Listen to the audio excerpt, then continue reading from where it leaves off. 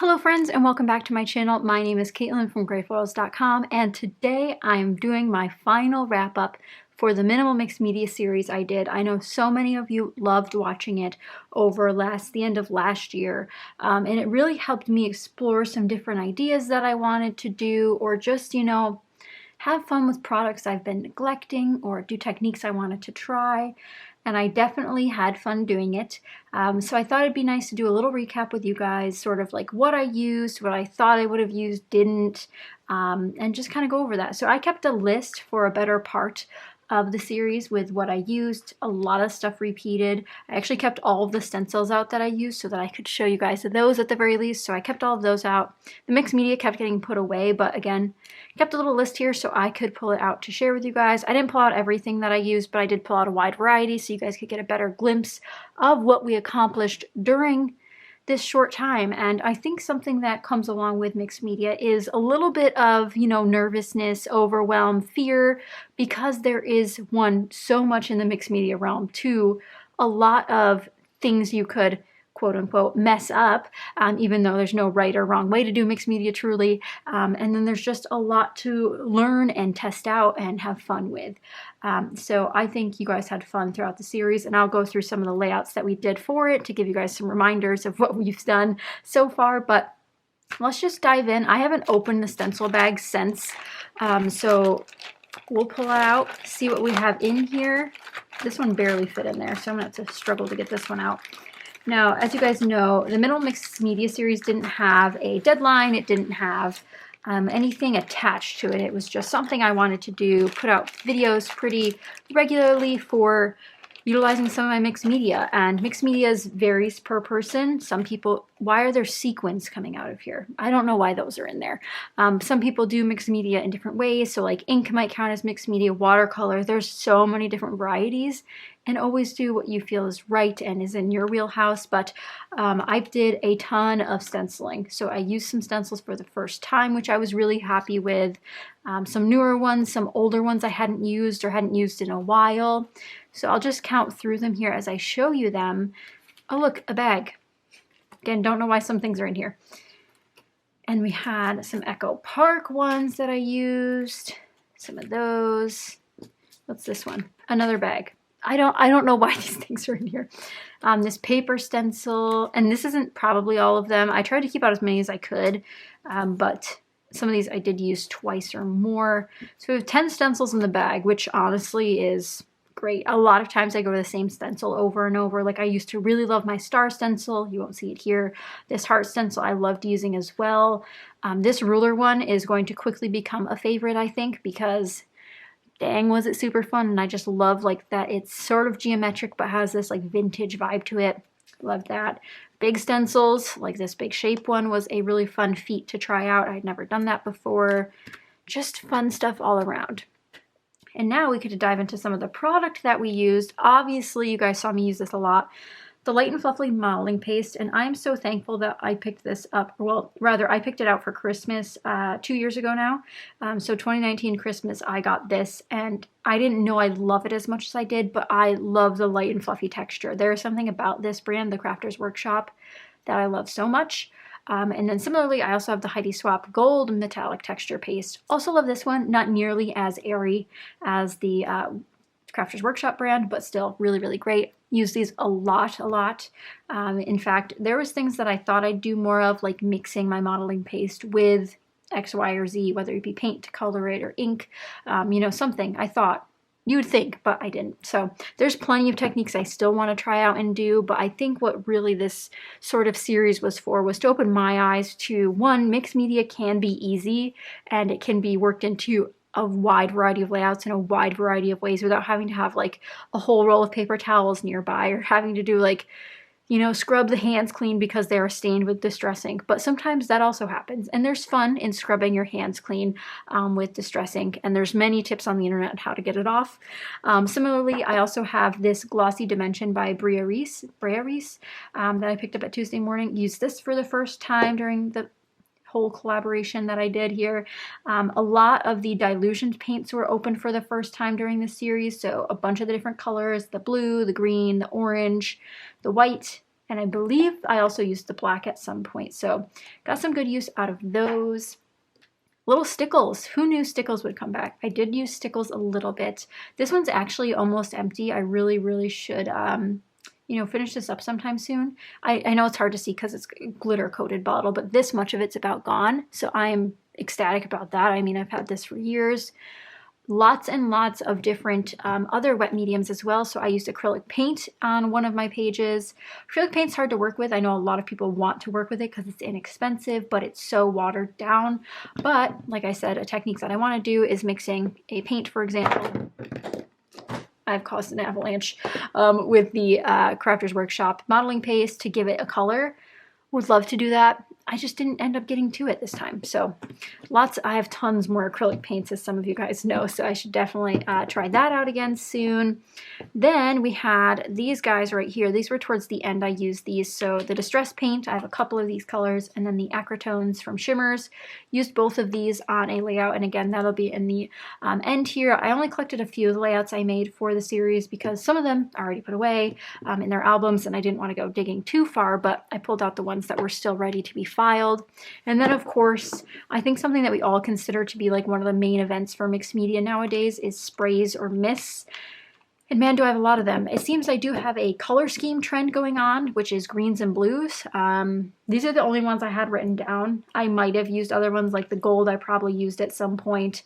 But I used the Heidi Swap in navy, patina, and ocean for sure. And then I have the Dilutions ink spray in black marble, the Shimmers colorings in Keep Palm, and then this little baby one, which is a Ditto Glimmer spray, which is very old, and I don't know if it has a color name or where you'd ever be able to find it again. But that's just a small sampling of some of the products that I used this month. Well, this series, and hopefully you guys found some of them similar to what you have in your stash and have some ideas you can try out on your projects. I do think I'll revisit a series like this sometime again in the future. Again, mixed media will show up on my layouts here and there. I'm just not doing a huge focus on it in the coming months, but you never know. Sometimes I'm in the mood to do it and other times I'm not. And that's the thing that I think a lot of us struggle with, is that there is a sort of preconceived notion that if you're going to do mixed media, there's a lot of work involved, but it doesn't have to be that way, guys. It really doesn't. So hopefully this series helped open your eyes for that. But now what I'm sure many of you are excited to see is the wonderful flip through of some of the pages I made with some of these products. Let me share the screen with the products and the pages here. And I think what's really fun is that they're all different. None of them are like exactly the same. None of them are, you know, the same techniques over and over, but in different ways. So we have the modeling paste here mixed with the glossy paste to get this cool effect. Actually, I think this is a Shimmers Creamies mixed with a Bria Reese Glossy Dimension. So a twofer right there. We had a stickles through a stencil and then some different greens in the background there. So you see these Heidi Swap Shimmer. And I believe the Keep Palm was used on this background, a Disney page, of course. Then we had the Dilutions paints down here on the background to create this striped look. This one was a multifaceted one with the paint pen border, the black splatters, and then the black paint stencil. A lot going on this one, but again, another Disney one. And a majority of these are process videos on my channel or over on my Patreon. This one's the wonderful acrylic paints with my foam stamps. I hope some of you guys enjoyed that. I know some of you still have foam stamps in your stash, so this is a great way to try to use them by making it a focal piece. This is the wonderful ruler stencil, as well as the gold heart stencil with some modeling paste. And let me tell you guys, you can define mixed media however you wish. If that's inking the edges of your papers, that's inking the edges of your papers. If that's putting ink through a stencil, like on this one, I did a green sort of packaging technique. Then I stenciled over it with a distress ink. So just really layering it up. This one really needs a flat book on top of it because it's wonky, but just having fun with it. And that's the whole point, is to have fun, documenting your memories with a little bit of like this artsy flair to it. Here we have another stencil background just on a pattern paper. Obviously mixed media tends to have a look to it, has like this fun, messy, layered look, but again, Doesn't have to be that way. You can do it however you wish. It can be more clean and simple. I promise you can do clean and simple mixed media. Like on this page. This page is the epitome of clean and simple mixed media for me. It was doing selective stenciling with just a normal little modeling paste. So we have 2 paw prints, and then we have the bone down here. It's just so simple, but a little bit of mixed media can still go a very, very long way. And I loved making that page. It's one of my favorites probably of 2020.